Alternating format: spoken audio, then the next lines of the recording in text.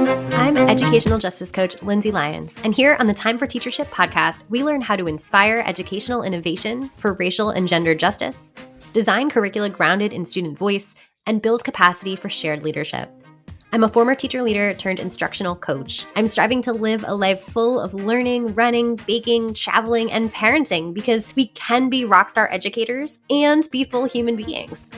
If you're a principal, assistant superintendent, curriculum director, instructional coach, or teacher who enjoys nerding out about co-created curriculum with students, I made this show for you. Here we go. Welcome back to the Time for Teachership podcast. Last week, we had the amazing Zaretta Hammond on the podcast. If you have not listened to that episode or engaged with that episode, please go back, check that out. If you have not, and you insist on watching or listening to this first, feel free to engage knowing there was a conversation last week. And I'm going to actually pull pieces of that conversation that we're going to debrief, or I'm going to kind of unpack my own thinking around, because Zaretta Hammond makes you think, and she has made me think, and I continue to think about our conversation and a particular part of our conversation. So I'll be playing parts of that recording and that conversation, but for the larger one, you can go back and return to last week's at lindsaybethlyons.com/blog/247. And then this is episode 248. So here we go, reflections on my conversation with Zaretta Hammond. There was a moment in the conversation last week in which Zaretta Hammond stopped me and corrected my thinking that student voice was this kind of end-all, be-all, like supporting all students. And I'm going to play part of this conversation and I'm going to unpack my thinking of it. And I encourage you to think with me. If you're a person who kind of would have thought the same way I thought, which, just for context, prior to what I'm about to play you, which is her response, I was saying I read her book, Rebuilding Students' Learning Power in Conversation, and at the same time as Pedagogy is a Voice by Shane Saphir and her colleagues. And I, of course, love street data and talk about it all the time. Shane Saphir's previous book that she wrote with Jamila Dugan on the podcast. And I was like, oh, this is the answer. Student voice is the answer to how we do kind of instructional observations, and we coach teachers, and we, assess what's happening in a classroom and in the learning environment, and students can just talk about their learning. And so here is what she says. I want to stop you right there, because I think that is another poor proxy, right? I love Pedagogy of Voice. I love Shane's work. Shane and I used to be coworkers, so I know her work and the kind of the foundation that it's on, and I think it is powerful. It is geared toward independent learners. So if you actually understand that, who's talking, who actually has the understanding? Because this is why I wrote the book. So I think they are compatible, but they are the continuum. We have a tendency to gear things around students who just may not be motivated, but they are not dependent learners. They are not so far behind. They're not 3-4 grade levels behind. They're not non-readers. These are the students, those dependent learners are the ones we have a tendency to forget about, because it becomes a little more sexy to actually focus on, well, let's talk about students who are learning. The ones that actually can engage us in that conversation don't necessarily need our support. And I'm not saying young people don't need our support. Every student needs to continue to grow until they are finished with their K-12 experience and they have the tools and the confidence and the disposition to go forward. But there is a lot of students who are just being passed through and will never reach that graduation point with that full concert of disposition and skills. That is what my book is focused on. That's what I hear from leaders. So talking to students about their learning is very different when you are trying to give them new tools for the learning, because they can't tell you that. They can't tell you why they get stuck. They don't know what their own choke point is. They have a belief that I'm just either broken as a student, as a learner, and I can't do that. They don't necessarily understand the role of effort, so they can't even speak to that. So what I'm saying is we need that full continuum. We need what Pedagogy as a Voice brings, particularly as we want to level up those students who have said, yes, I want to step into my learning. I got something to say about that. But the majority of students that leaders are worried about is this silent majority of dependent learners. And so I do think they're complementary. I think the reality, though, is we shouldn't think we can just interview students, give them more voice, is going to teach them those 5 learn how to learn skills. Okay. So I sat with that for a second, and I'll play you a little bit more of that conversation and my response in the moment. But I want to really break down kind of the Kubler-Ross change curve, the changing of mental models, kind of the whole conversation that Zaretta Hammond and I were having, which is that it is hard to make this shift, and leading change involves some human elements, some strategic thinking, right? it is an adaptive change we're asking teachers to make here to coach students cognitively and to help students recognize and learn their personal learning algorithm in her words, right? And so I'm just kind of breaking down my reflections immediately in the conversation. Here's what was going through my brain. And I'm being very transparent because I want to recognize that a lot of us experience these moments of discomfort and disorientation in the research from Mesereau, who talks about this. So I had this moment of like embarrassment and shame. Oh my gosh, I got this wrong. I am not smart. I said this silly thing in front of Zaretta Hammond and she had to correct me, right? That was like my initial number one, like red cheeks and very pale skin. Like my cheeks get really red. So I'm like, oh, and now she sees my embarrassment. Then my immediate next piece was a little bit of defensiveness. So I was like, oh my gosh, my identity as a teacher, as a scholar, as like this space I have pursued, as my title that I call myself as an educational justice coach, right? This pursuit of educational justice, like I am a failure. I was not actually serving the students that I wanted to serve. Oh my goodness. Like, and as a result, because there was all of this, like this shame spiral, right? Adaptive leadership scholars would call this, like Heifetz would call this resistance as loss, right? The loss of my identity in that moment, or the perceived loss of my identity, right, is like why I'm like, oh, then there must be some part of this that is actually wrong, that I am still right? So we have the embarrassment, the shame, the defensiveness. Then my brain just completely kind of shuts down. I had this like moment of pause where I'm like, I have no idea what I'm going to say in this moment because my brain is like shutting down. And actually, I will talk about this a little bit further in the episode, but like my brain shut down so much that as I was processing later on, like I was drawing these conclusions and learning these things, and I went back to re-listen to the recording, and I was like, oh, actually, there was so much of this that Zaretta Hammond was giving me, was offering me, was sharing with me, with our audience, and I wasn't able to take it all in. It must have been there somewhere in my consciousness because it came out and as I was thinking more. But that wasn't something that I immediately was processing and sense making in the moment because it was so like my brain was in this doing this other thing. Like my brain and body were in the shame spiral, the defensiveness, the like learning can't happen there, right? And so I think there's so much of this that is instructive for us as adults, but also for students and like what is optimal learning. But that's a different episode. So the Kubler-Ross change curve is something I wanted to bring up because it is featured in one of our episodes, I think episode 190 on leading change. And so I thought a lot about this and actually wanted to like map my experience both onto leading change theories and stuff that is present in episode 190. And we'll link to that in the extended show notes for this as well. But also Zaretta Hammond's like key point about learning to learn and the 5 learn to learn skills that she has brilliantly come up with. And so I'm going to process this in kind of integrating both of those. So here we go. So the Kubler-Ross change curve goes from denial to frustration to depression to experiment to decision to integration. And so in the denial stage, my response, they say that the reaction is like shock and denial here. And the state is kind of just like, we stay at the status quo. And the approach to coaching through this is to communicate information. So here is what my response was, right? Embarrassment, shame, brain shutdown. And Zaretta Hammond's solution in that moment, I mean, we're also on a podcast, but like brilliant, she just shared information, right? So her frame is like, it's helping students with low motivation, but who are actually still to a degree, independent learners, right? That's the fact. Like, it is not that student voice is messed up and ineffective. It's actually just helping this group of students. And if students can't articulate what's happening in the learning process, then like, it's not super helpful to just ask them a bunch of questions about their learning, right? Helpful information, right? Then the next phase of this Kubler-Ross curve is kind of this frustration and depression space. And this is the state where they're like, you're in a state of kind of disruption, right? That's why I said like my brain was kind of shutting down. Maybe that's kind of this phase as well. And the approach here for leaders or coaches in this space is to watch, listen, and support. And so in my response, right, I have this kind of defensive mode. I have this loss of identity sense. My pursuits are failures. And so my approach was to deeply reflect. And I'm lucky enough to have a coach on my team as well who really just helps me like reflect and prompts reflection and give space for the emotions and the thinking.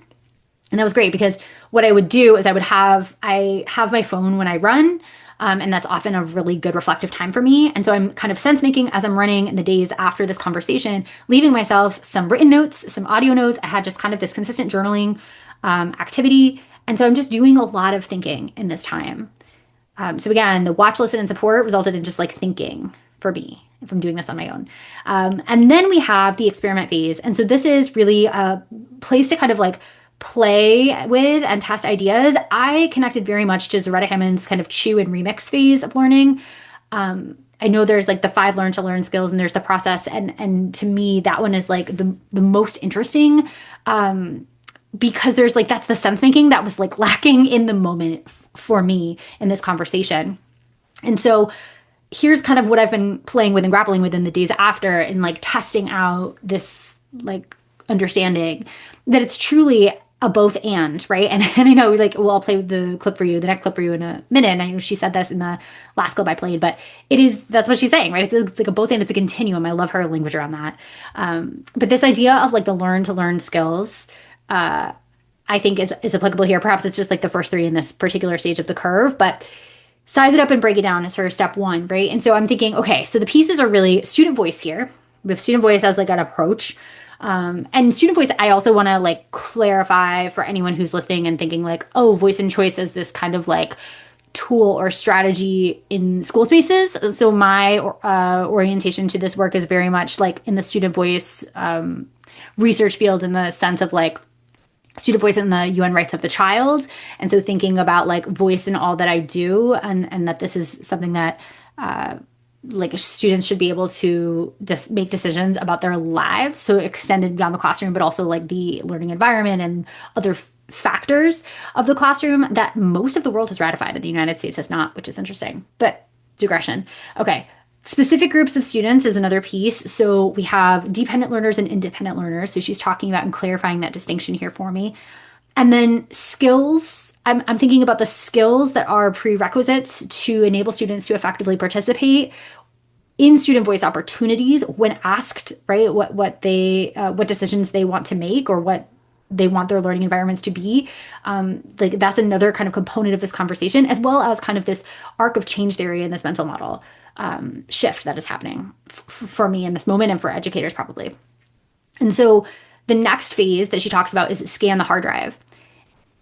And so I scanned my own hard drive. I've been scanning and thinking, hey, I've had to unlearn before. I've been in very uncomfortable moments where I have had similar feelings. I survived. I am better for it. And I actually look back on those moments and say, wow, I'm so full of gratitude for the people who have like kind of bared with me. I think that's the past tense of bear, bore with me, and just created like a space for me to learn, like just were willing to correct, to push back, to expand my thinking, right? Again, I'm thinking every day now. Every conversation, I feel like I mentioned the James Downingham comment of like, when we are in conversation with another, our goal is to expand our thinking. So we're not just leaving thinking the same things that we came into the conversation with, right?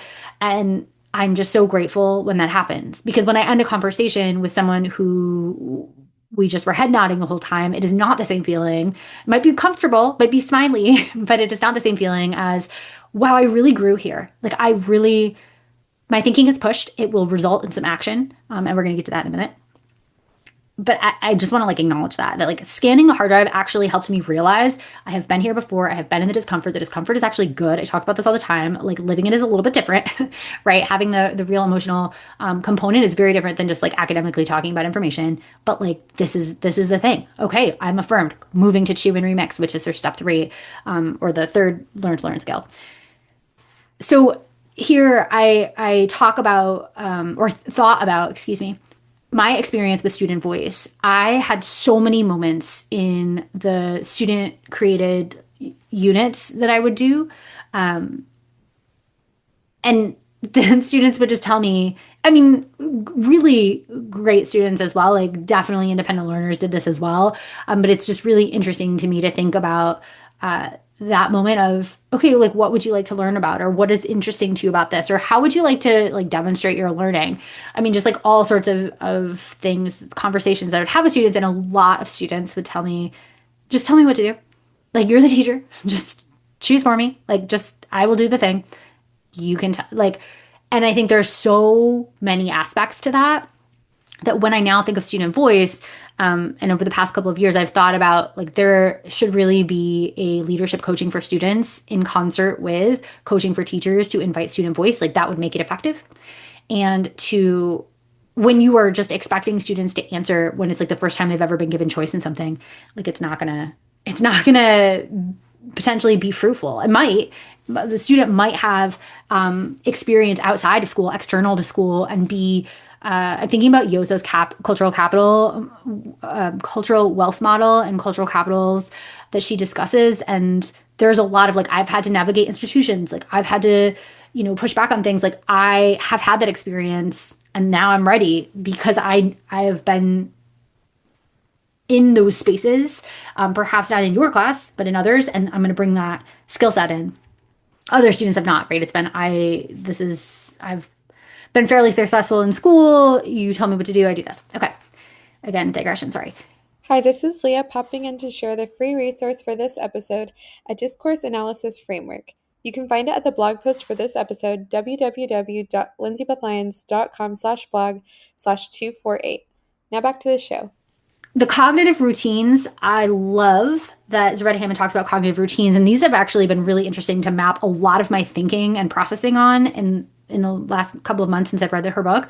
But distinctions is one of them. So one of the cognitive routines we do when we're kind of sense making is these distinctions. And I apologize if I get any of this language wrong because brain science is super interesting, but definitely not, I'm not an expert. And so I am on the learning journey. Distinctions, what I was thinking about here is that there are kind of different skill sets that we want to build. There is, to her point about like, you're not going to talk at a kid, no amount of discussion or talking to a kid is going to like teach them what a long O sounds like, or I can't remember exactly what she said, but the point being like the literacy skills, right, are a skill set. And, purposefully building literacy is, I think, a different skill set than purposely building communication and expression skills in a leadership context, and building the researcher skills that I often talk about and build capacity for with students. They're different skill sets here, and I want to like distinguish and just make that distinction. And I've heard Zaretta Hammond on another podcast say, we often jump to criticality. And so this idea of skipping literacy and the learning algorithm and just jumping to criticality is a thing that we often tend to do. I certainly tend to do. And I think it's really important. She said, similar to what she said here in a similar vein, is like both are needed, but we can't just jump over literacy. We can't just jump over and say, well, you can't read, but you're going to be a critical thinker, right? Like both are critically important, right? And so I have realized that my space, an area of learning and research and scholarship and practice in the teaching space have very much been like my skill set is coaching on criticality. And that is where I've kind of been. I've certainly been a literacy teacher, but I don't know that I could call myself a super effective literacy teacher. Let me rephrase that. I cannot call myself an effective literacy teacher when I jump over literacy to prioritize criticality, right? Both are needed. And so I think also about the cognitive routine relationships as I'm processing here. And I've been thinking about how like various skills, including literacy skills and knowledge about students' personal learning algorithms, enable students to make the most of student voice opportunities. So I do think there's an element of like, it's helpful to have students understand their personal learning algorithm because it will lead to more effective advocacy with student voice opportunities. That's what I think Zaretta Hammond is saying. And I also think, that voice can be helpful first. Like, I don't necessarily think voice exclusively comes after. I think that's the piece that I'm so grappling with, is that yes, it's a continuum, but maybe it's more of like a circle. And that voice can actually help come first to support the enabling conditions so that we then can get to work on the learning algorithm, and then we're going to get to do the student voice around the learning process, right? And become, as she was talking about, metacognitive and metastrategic thinkers, right? So I can now know, oh, this is what I need in this moment. I can utilize this tool because I know my learning algorithm, and I know the learn to learn skills, and I know the tools that are helpful for me in that moment of learning. And so I think about, right, that's super important. And the thing that can come first to support the enabling conditions might be, and this has been something I've hung on to a lot from my conversation with Zaretta Hammond, is this idea of like, I often talk about adaptive challenges, and I cite or quote Heifetz, Grashow, and Lindsay, who talk about how what we really need to get at, what underlies an adaptive challenge is like the value, habit, and loyalty. And then she was like, actually, she said, it's a story, right? And I'm like, whoa, I've like never made that connection, because I'm always talking about stories and personal connections and this entry point in. It is the story of, for example, she was saying, the story that students are saying, I'm broken as a learner. This sense of identity that comes from the story that we've been telling, students have been telling, teachers have been telling the student, right? And I think part of what student voice can do is that it can first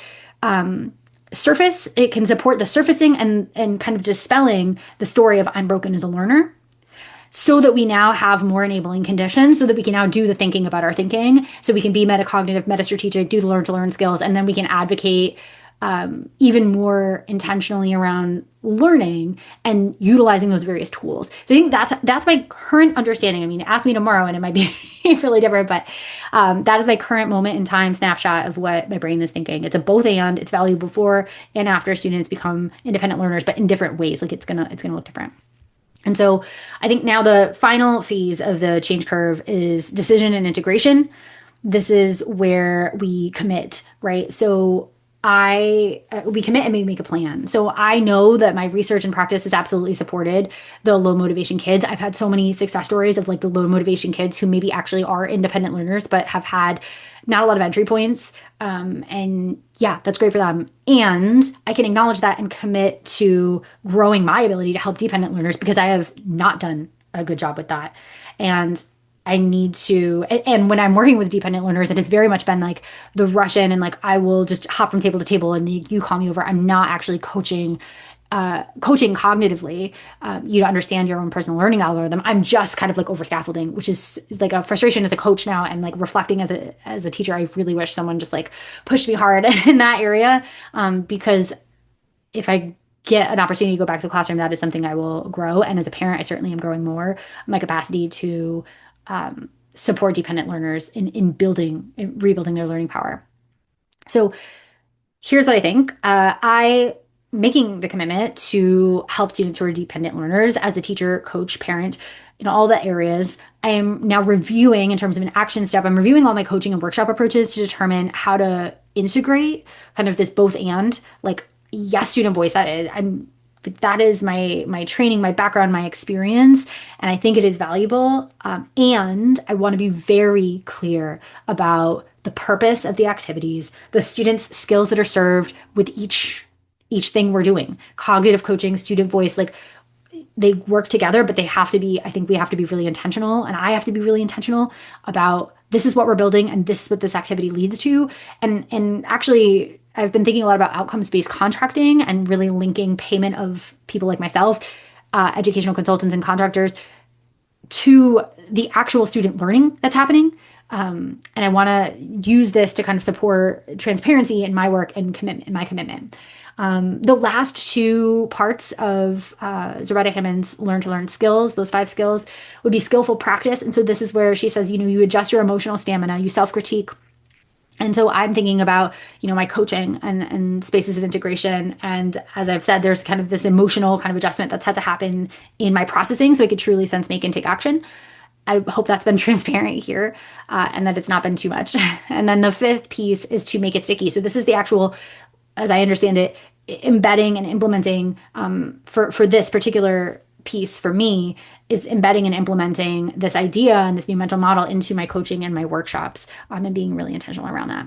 Like, I am so fortunate. I think I said this at the beginning, that this was recorded. We don't always have the ability to go back and re-experience a conversation, and I did. So when I re-listened to the recording, it's so funny that many of the ahas I had in thinking about it were actually present in the conversation. Like, what I said in the immediate, I totally forgot I even asked that question. I was just like so out of my head.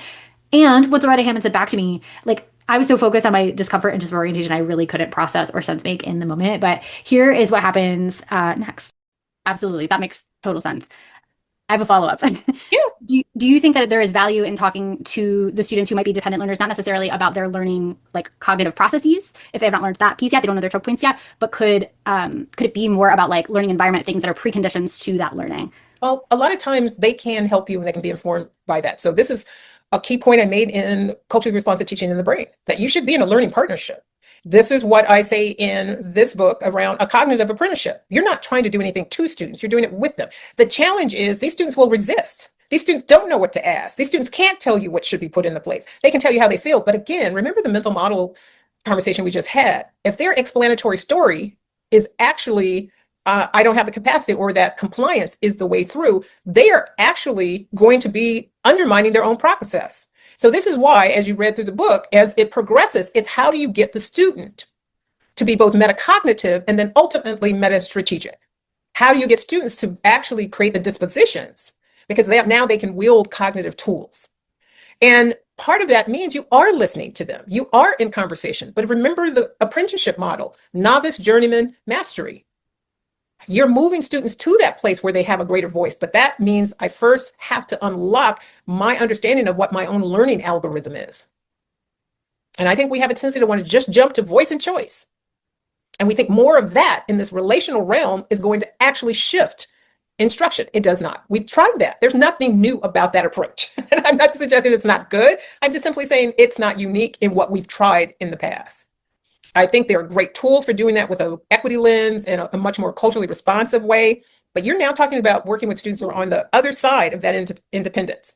That's not going to get the students who are on the other side of cognitive redlining. She's so brilliant. I am so grateful. Thank you, Zaretta Hammond, for your brilliance and for your willingness to share and push on that. I want to just name that we talked in this whole conversation with Zaretta Hammond, and my whole conversation of like the mental model shift for me and the change experience for me reflectively in this episode. You know, there's so many parallels to what I academically talked about in episode 190 on leading change. So we'll link that in the extended show notes. But this is like, I guess, the applied human experience version. And it makes me think actually of Dr. Cherie Bridges-Patrick's and I publication, which is adapted from Juan Eichel's work on kind of the 4 quadrants of discourse and how when we're in generative mobilizing discourse, we're connecting and we're growing. And the distinction from that and kind of the share information or the intellectualizing, what we called it in the publication, quadrant of conversation, is that there is no emotion. Like the human aspect is divorced from the information. And I feel like I do a lot of that. And so one of my pushes to my own self is to kind of feel deeply, reach into like the human side of things, both my own feelings and values, but also the values of others, and like connect on a human level. Because the connection and the emotional human part, I think in the story part as an avenue into that space is where we grow, is where we learn, is where I would prefer to be than just, oh, I heard this, or here's this citation, or here's this evidence, or this book, or this scholar.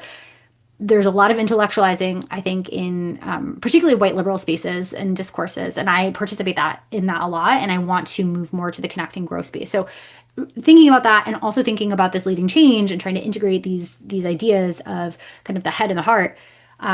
One of the things that I just kind of want to run through some of the key points that are present in there and that I'm hanging on to here and might be beneficial for our audience. One thing that is discussed there is to kind of have a clear focused vision. My translation to that as I'm processing this conversation with Zaretta Hammond is like, which students and skills is the PL supporting, is the PD supporting, right? I think that's like the vision in contracting, in conversation, in the design of workshops and coaching cycles. It's like, what's the focus? Let's get real clear, right? What's the clear focused vision? The next piece is like making time for the change. So less to focus on, prioritization, right? So this is what we're doing. We are supporting dependent learners. We're going to have time to play with it, to test things out. I love that in the conversation, not any of the excerpts I played for you today, but my conversation with Zaretta Hammond, she said, this is a book you can return to year after year and learn more after the next reread. And I really appreciate that kind of permission because I do think there's so much that we missed the first time around. I mean, even in just this one conversation, even in this 10 minutes of conversation that I had with her that I just replayed and then replayed for you. And the third listen is oh, wow, I'm still getting more and more. So go back, reread, right? Time to test, time to integrate, time to reflect in partnership with colleagues and professionals in the education space. The third point is to connect with the heart. So Cotter and Cohen talk about feelings that motivate useful action. I think that's really important because a lot of times what we do is we confront a discomfort, we experience discomfort, and we kind of avoid, right? We focus on the feelings of discomfort and we don't focus on the feeling or what I would even argue is a value alignment or the story I want to tell, right? The story I want to be true. I want to be a justice-focused teacher. I want to be a coach who supports dependent learners. I want to support the kids who are not supported by other people, right? If that is the story I want to connect with, then I need to connect with that story, that value, the feeling that, oh, that's not true yet. That feels uncomfortable, but that's where my heart is. So I need to go there. I now need to take action, right? Feelings that motivate useful action. Thank you, Cotter and Cohen, for that language. And then finally, creating dissatisfaction and trying on other ways of thinking. So thank you, Zaretta Hammond, for helping me to do this. I think about the work of Mesereau, my former professor, John Wergen. And so there's a change formula. We have Gleicher's change formula that we put in the episode 190 extended show notes, which is change equals dissatisfaction times vision times first step is greater than resistance. So if we want to outdo resistance, then we need to have dissatisfaction, vision, and a first step. Because if any one of those are zero, because they're being multiplied, the whole equation is zero. That side of the equation is zero and resistance wins. So the dissatisfaction is Zaretta Hammond's comment sparked that disorienting dilemma for me, right? Thank you, Mesereau, for that phrase. I have not been supporting kids to build their learning power. Whoa, right? That is dissatisfied. I am dissatisfied that is the truth, right? So that's my disorienting dilemma, my dissatisfaction. Now I need a vision. Okay, I want to help dependent learners. I want to be a person who helps the kids who are not being helped, right? Who need support. I want to help dependent learners become independent learners so they can do this on their own, so they don't need handholding, so they can feel affirmed and all the things, right? And I still need one more thing. I need a first step. And so in my estimation for this moment, I think the best first step is to apply Zaretta Hammond's Learn to Learn skills to ultimately integrate these ideas and be a more effective coach and educator and parent and human. So that's where I am right now. Please check out Zaretta Hammond's book, Rebuilding Students' Learning Power. It is absolutely incredible. Read it 6 or 7 times. Listen to and engage with the episode last week and this one. Share this with a friend if that feels helpful, if they're going through a mental model shift or change journey. You can find the extended show notes and any relevant links for this episode at lindsaybethlyons.com/blog/248. And thank you, everyone. If you like this episode, I bet you'll be just as jazzed as I am about my coaching program for increasing student-led discussions in your school. Shane Safir and Jamila Dugan talk about a pedagogy of student voice in their book, Street Data. And they say students should be talking for 75% of class time. Do students in your school talk for 75% of each class period? I would love for you to walk into any classroom in your community and see this in action. If you're smiling to yourself as you listen right now, grab 20 minutes on my calendar to brainstorm how I can help you make this big dream a reality. I'll help you build a comprehensive plan from full-day trainings and discussion protocols like Circle and Socratic Seminar to follow-up classroom visits where I can plan, witness, and debrief discussion-based lessons with your teachers. Sign up for a nerdy, no-strings-attached brainstorm call at lindsaybethlyons.com/contact. Until next time, leaders, think big, act brave, and be your best self. This podcast is a proud member of the Teach Better Podcast Network. Better today, better tomorrow, and the podcast to get you there. Explore more podcasts at www.teachbetterpodcastnetwork.com. We'll see you on the next episode.